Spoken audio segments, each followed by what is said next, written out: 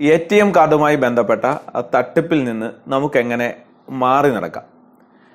കൂടുതലും കണ്ടുവരുന്നത് OTPയുമായി ബന്ധപ്പെട്ട തട്ടിപ്പുകളാണ്. അതിൽ നിന്ന് എങ്ങനെ നമുക്ക് രക്ഷ നേടാമെന്ന് ആദ്യം പറയാം. OTP എന്നാൽ വൺ ടൈം പാസ്വേഡ് അഥവാ ഒറ്റത്തവണ അടയാളവാക്ക്. എന്തിനാണ് ഈ ഒറ്റത്തവണ അടയാളവാക്ക് നിങ്ങൾക്ക് ബാങ്ക് അയക്കേണ്ടത്? ഒരു ഇടപാട് ഓൺലൈനിൽ നടക്കുമ്പോൾ, പ്രത്യേകിച്ചും കാർഡ് പ്രസന്റ് അല്ലാത്ത ഇടപാടുകൾ നടക്കുമ്പോൾ, രണ്ടു തരം ഇടപാടാണ് ഉള്ളത്. കാർഡ് പ്രസന്റ് ആയിട്ടുള്ള ഇടപാടുകൾ, കാർഡ് പ്രസന്റ് അല്ലാത്ത ഇടപാടുകൾ. കാർഡ് പ്രസന്റ് ആയ ഇടപാടുകൾ എന്ന് പറഞ്ഞാൽ നമ്മൾ ATMൽ നിന്ന് പണം എടുക്കുന്നു, അവിടെ OTP വരില്ല. കാരണം കാർഡ് നിങ്ങളുടെ കയ്യിലുണ്ട്, നിങ്ങൾ മെഷീനിൽ കാർഡ് ഇടുന്നു, നിങ്ങൾ പണം എടുക്കുന്നു. അതുപോലെ കടയിൽ പോയി സാധനം വാങ്ങുന്നു, നിങ്ങൾ സാധനം വാങ്ങിയിട്ട് ബില്ല് കിട്ടുന്നു, നിങ്ങൾ കാർഡ് കൊടുക്കുന്നു, സ്വൈപ്പിംഗ് മെഷീനിൽ അവർ കാർഡ് ഉപയോഗിക്കുന്നു, അവിടെയും നിങ്ങളും അവിടെ ഹാജരാണ്, കാർഡും അവിടെ ഹാജരാണ്. അങ്ങനെയുള്ള കേസിൽ OTP വരില്ല. മറിച്ച് OTP എവിടേക്കാണ് വരുന്നത്?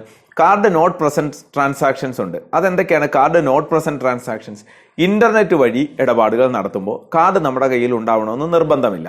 കാരണം നിങ്ങൾ യൂസർ നെയിമും പാസ്വേഡും ഒക്കെ ആയിരിക്കും കൊടുക്കുന്നത്. രണ്ട്, മൊബൈൽ ഫോൺ വഴി നമ്മൾ ഇടപാട് നടത്തുമ്പോൾ പലപ്പോഴും നമ്മൾ കാർഡ് പ്രസന്റ് ആവണമെന്നില്ല. കാരണം നിങ്ങൾ റെയിൽവേ ടിക്കറ്റ് ബുക്ക് ചെയ്യുന്നു, അങ്ങനെയുള്ള ഇടപാടുകൾ നടത്തും. ഇങ്ങനെയൊക്കെ നടത്താൻ നേരത്ത് നിങ്ങളുടെ ഒരു അഡീഷണൽ സുരക്ഷ, നിങ്ങൾക്ക് ഒരു അധിക സുരക്ഷയ്ക്ക് വേണ്ടി ബാങ്ക് ഒരു ഒറ്റത്തവണ പാസ്വേഡ് നിങ്ങളുടെ ഫോണിലേക്ക് അയച്ചു തരും. അതായത് നിങ്ങൾ ഇടപാട് നടത്തുക, നിങ്ങൾ പാസ്വേഡ് രേഖപ്പെടുത്തുക അല്ലെങ്കിൽ പിൻ രേഖപ്പെടുത്തുക, അതിനോടൊപ്പം തന്നെ ആ ഒരു ആവശ്യത്തിലേക്ക് മാത്രം, ആ ഒരു ഇടപാടിലേക്ക് മാത്രം ഒരു പാസ്വേഡ് നിങ്ങളുടെ ഫോണിലേക്ക് അതാത് ബാങ്ക് അയച്ചുതരും. അതുകൂടി രേഖപ്പെടുത്തുമ്പോൾ മാത്രമേ ഇടപാട് പൂർണ്ണമായി നിങ്ങൾക്ക് ആർക്കാണോ പണം കൊടുക്കാനുള്ളത് അല്ലെങ്കിൽ എവിടെ നിന്നാണോ സാധനം വാങ്ങാനുള്ളത് ആ ഇടപാട് പൂർത്തിയായി നിങ്ങൾക്ക് ആ സാധനമോ സേവനമോ ലഭിക്കുകയുള്ളൂ. ടിക്കറ്റ് ആണെങ്കിൽ സേവനമാണ്, നിങ്ങൾക്ക് ടിക്കറ്റ് പ്രിന്റ് ചെയ്തെടുക്കാൻ പറ്റും, റെയിൽവേ ടിക്കറ്റ്.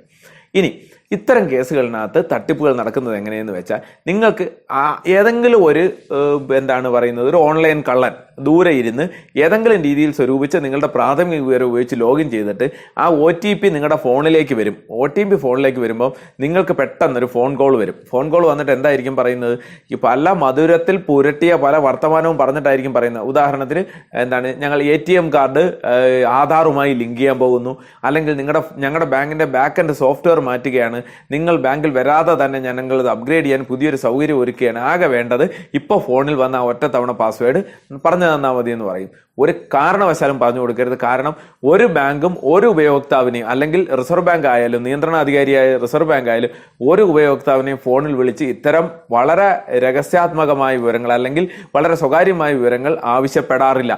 അതുകൊണ്ട് തന്നെ ഇനിയിപ്പോ ഇങ്ങനെയുള്ള വിളി വരുമ്പം അത് ബാങ്ക് ആണെന്ന് ഉറപ്പിക്കാൻ വേണ്ടി, അല്ലെ ബാങ്ക് ആണെന്ന് നിങ്ങളെ വിശ്വസിപ്പിക്കാൻ വേണ്ടി അതാത് ബാങ്കിന്റെ മുദ്രാഗാനമോ അല്ലെങ്കിൽ ബാങ്കുമായി ബന്ധപ്പെട്ട എന്തെങ്കിലും ഒരു പിന്നണി ശബ്ദമോ ഒക്കെ പിന്നാപ്പുറത്ത് കേൾപ്പിച്ചുകൊണ്ടിരിക്കും. കാരണം എന്താ? നിങ്ങൾ അത് വിശ്വസിപ്പിക്കണം. ഒരുതരം സോഷ്യൽ എഞ്ചിനീയറിംഗ് സ്കില്ല് നടത്തിയിട്ടായിരിക്കും ഈ കോൾ വരുന്നത്. അതുകൊണ്ട് തന്നെ നിങ്ങൾ വേണമെങ്കിൽ ചിലപ്പോൾ സ്വാഭാവികമായും വിശ്വസിക്കും ഇത് ആ ബാങ്കിൽ നിന്നുള്ള വിളിയാണെന്ന്. ചിലപ്പോൾ ഭാഷ മാറ്റിയവർ ഉപയോഗിക്കും, ഹിന്ദിയും ഇംഗ്ലീഷും ഒക്കെ ചേർത്ത് ചിലപ്പോൾ പിന്നാമ്പുറത്ത് സംസാരിക്കുന്നുണ്ടാവും. ഇതെല്ലാം കേൾക്കുമ്പോൾ നിങ്ങൾക്ക് തന്നെ നിങ്ങളുടെ സംസാരിച്ചുകൊണ്ടിരിക്കുന്ന നിങ്ങളുടെ മുന്നിൽ അവസ്ഥ ക്രിയേറ്റ് ചെയ്യും. ഇത് ഒറിജിനൽ അത് താനല്ലയോ ഇത് എന്ന് വർണ്ണത്തിൽ ആശങ്ക വരുന്ന രീതിയിൽ ഒരു അവസ്ഥ ക്രിയേറ്റ് ചെയ്യും. എന്നിട്ടായിരിക്കും ചോദ്യം ചോദിക്കുമ്പോൾ എന്ത് ചെയ്യും? നിങ്ങൾ വളരെ എളുപ്പത്തിൽ ഈ ഒറ്റത്തവണ പാസ്വേഡ് അങ്ങ് പറഞ്ഞു കൊടുക്കും. കാരണം ബാങ്ക് വരെ പോകണ്ടല്ലോ, പണി നടന്നു കിട്ടിയല്ലോ. അത്തരത്തിൽ ഒരു ആധാർ ലിങ്കിങ്ങിനും ഒരു അക്കൗണ്ട് അപ്ഗ്രേഡേഷനും ബാങ്ക് ഒരു OTPയും അയക്കാറില്ല.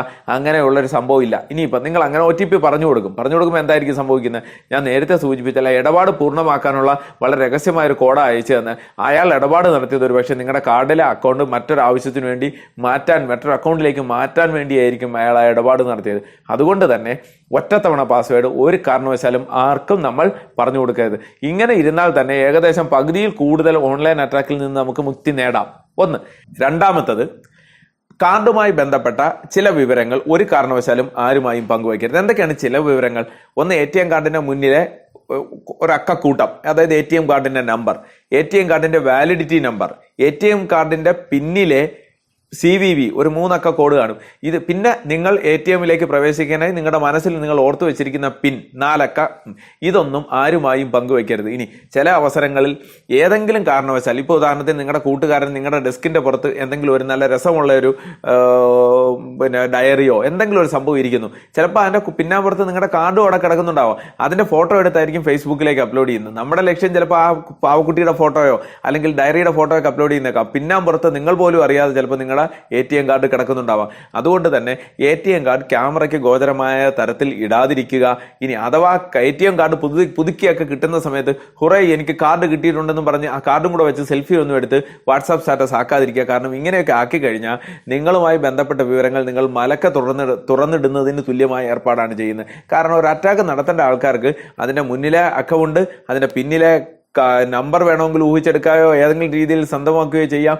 പിന്നീട് അതിന്റെ വാലിഡിറ്റി പീരീഡ് ഉണ്ട്. അതുകൊണ്ട് തന്നെ ATM കാർഡ് ഇത്തരത്തിലെ നമ്മളുമായി ബന്ധപ്പെട്ട വ്യക്തിഗത തിരിച്ചറിയൽ കാർഡുകൾ പൊതുവിടങ്ങളിൽ പങ്കുവയ്ക്കാതിരുന്നാൽ നല്ലൊരു പങ്കുവരെ നമുക്ക് ഇത്തരത്തിലെ ഓൺലൈൻ അറ്റാക്കിൽ നിന്ന് നമുക്ക് മാറി നടക്കാൻ പറ്റും. അഥവാ ഇനി പങ്കുവെച്ചേ തീരൂ എന്ന് നിർബന്ധമാണെങ്കിൽ ഇതൊക്കെ ബ്ലർ ചെയ്ത്, അതായത് ആ അക്കവും അക്ഷരവും ഒക്കെ വരുന്ന സ്ഥലം ഒരു പടർച്ചയുണ്ടാക്കി വായിക്കാൻ പറ്റാത്ത രീതിയിൽ ഒന്ന് വികലമാക്കിയതിന് ശേഷം വേണം നിങ്ങൾ ഓൺലൈനിലൊക്കെ ഇടാൻ. ഇങ്ങനെയൊക്കെ ചെയ്തു കഴിഞ്ഞാൽ നമുക്ക് രക്ഷപ്പെടാവുന്നേ ഉള്ളൂ. ഇത്തരം ഇതിൽ നിന്ന് മാറി നടക്കാവുന്നേ ഉള്ളൂ. ഒരു കാര്യം കൂടി പറഞ്ഞുകൊണ്ട് അവസാനിപ്പിക്കുക. നിങ്ങളുടെ പിൻ 4 അക്കമായി തിരഞ്ഞെടുക്കുന്ന ഒരു കാരണവശാലും നിങ്ങൾ ജനിച്ച വർഷമോ നടപ്പ് വർഷമോ 2019 അല്ലെങ്കിൽ പോയ വർഷം 2018 ഒന്നും തിരഞ്ഞെടുക്കാതിരിക്കുക. എന്തുകൊണ്ടെന്നാൽ അഥവാ കാർഡ് കൈമോശം വന്നെന്നിരിക്കട്ടെ, നമ്മൾക്കെല്ലാം വേണമെങ്കിൽ യാത്രയിൽ ആരെങ്കിലും മോഷ്ടിക്കുന്നുണ്ടാവാം, ഇല്ലെങ്കിൽ നമ്മൾ മറന്നു വെച്ചിട്ടുണ്ടോ പോകും ട്രെയിനിലോ ബസ്സിലോ എവിടെയെങ്കിലും ഒക്കെ. അങ്ങനെ ഒരാൾക്ക് കാർഡ് കയ്യിൽ കിട്ടിക്കഴിഞ്ഞാൽ ചിലപ്പോൾ കാർഡിനകത്ത് കാർഡിന്റെ പേരെഴുതും, ചിലപ്പോൾ നിങ്ങളുടെ ഡയറി തന്നെ നിങ്ങളുടെ പല പേരുകളും അതിനകത്ത് കാണും. അപ്പോൾ അയാൾ ഫേസ്ബുക്കിലൊന്ന് വന്ന് നോക്കുമ്പോഴേക്കും നിങ്ങൾ ജനിച്ച വർഷവും നിങ്ങളുടെ ജന്മദിന ആശംസ എല്ലാം പറഞ്ഞ് ആരെങ്കിലും ഒക്കെ പോസ്റ്റ് ഇടുകയോ നിങ്ങൾ തിരിച്ച് നന്ദി പറയുകയോ ഒക്കെ ഇട്ടിട്ടുണ്ടാവാം. അപ്പോൾ അയാൾക്ക് പെട്ടെന്ന് ഊഹിക്കാൻ പറ്റുന്നതായിരിക്കും നിങ്ങളുടെ ജനിച്ച വർഷം. മിക്കവാറും ഉള്ളവർ ചെയ്യുന്ന അവരവർ ജനിച്ച വർഷമോ അവരവരുടെ പങ്കാളി അല്ലെങ്കിൽ മക്കൾ ജനിച്ച വർഷമോ ആയിരിക്കും ഈ 4 അക്കമായി തിരഞ്ഞെടുക്കുന്നത്. അങ്ങനെ ഒരു കാരണവശാലും തിരഞ്ഞെടുക്കരുത്. കാരണം മറ്റുള്ളവർക്ക് ഊഹിക്കാൻ എളുപ്പമുള്ള 4 അക്കം തിരഞ്ഞെടുക്കരുത്.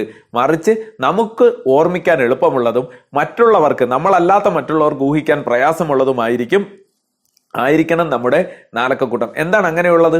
വളരെ എളുപ്പമാണ് അത് കണ്ടുപിടിക്കാൻ. എങ്ങനെയാണ് അത് കണ്ടുപിടിക്കാൻ എളുപ്പം? ഉദാഹരണത്തിന് നിങ്ങളുടെ SSLC രജിസ്റ്റർ നമ്പറിൽ ഏതെങ്കിലും 4 നിങ്ങൾക്ക് ഓർക്കാൻ, നമുക്ക് പ്രിയതരമായ ഏതെങ്കിലും ഒരു നമ്പർ നമ്മുടെ ജീവിതത്തിലൂടെ വന്നിട്ടുള്ള 4 നമ്പറിന്റെ എവിടെയെങ്കിലും ഉള്ളൊരു 4 അക്കം വേണേൽ ഓർക്കാം. നിങ്ങൾ ജനിച്ച സ്ഥലത്തെ പിൻകോഡ് നിങ്ങൾക്ക് ചിലപ്പോൾ ഓർമ്മയുണ്ട്, അതിന്റെ ഏതെങ്കിലും ഒരു 4 അക്കം എടുക്കാം. സ്വാഭാവിക ഒരു ചോദ്യം വരും, ഇതൊക്കെ പിന്നീട് ഓർത്തെടുക്കാൻ പറ്റില്ലേ? നേരത്തെ പറഞ്ഞ രീതിയിൽ പല ഊഹങ്ങൾ നടത്തി പറ്റില്ല. കാരണം 2 or 3 തവണ കഴിഞ്ഞാൽ ഈ പാസ്വേഡ് വീണ്ടും ട്രൈ ചെയ്ത് കഴിഞ്ഞാൽ പിൻ വീണ്ടും ട്രൈ ചെയ്ത് കഴിഞ്ഞാൽ കാർഡ് തന്നെ ബ്ലോക്ക് ആയി പോകും. അതുകൊണ്ട് തന്നെ ജനിച്ച വർഷമൊക്കെ എല്ലാവരുടെയും ആദ്യത്തെ ഊഹമാണ്. 1, 2, 3, 4 ആദ്യത്തെ ഊഹമാണ്. അതുകൊണ്ട് ജനിച്ച വർഷം ഒഴിവാക്കുക, പങ്കാളി ജനിച്ച വർഷം ഒഴിവാക്കുക, നടപ്പ് വർഷം ഒഴിവാക്കുക, 1, 2, 3, 4 ഒഴിവാക്കുക. നിങ്ങൾക്ക് ഓർമ്മിക്കാൻ എളുപ്പമുള്ളത് ഊഹിക്കാൻ പ്രയാസമുള്ളതുമായ ഒരു പിൻ കൂടിയായാൽ ഏകദേശം സുരക്ഷിതമാണ് നിങ്ങളുടെ ഓൺലൈൻ യാത്ര എന്ന് പറയാം.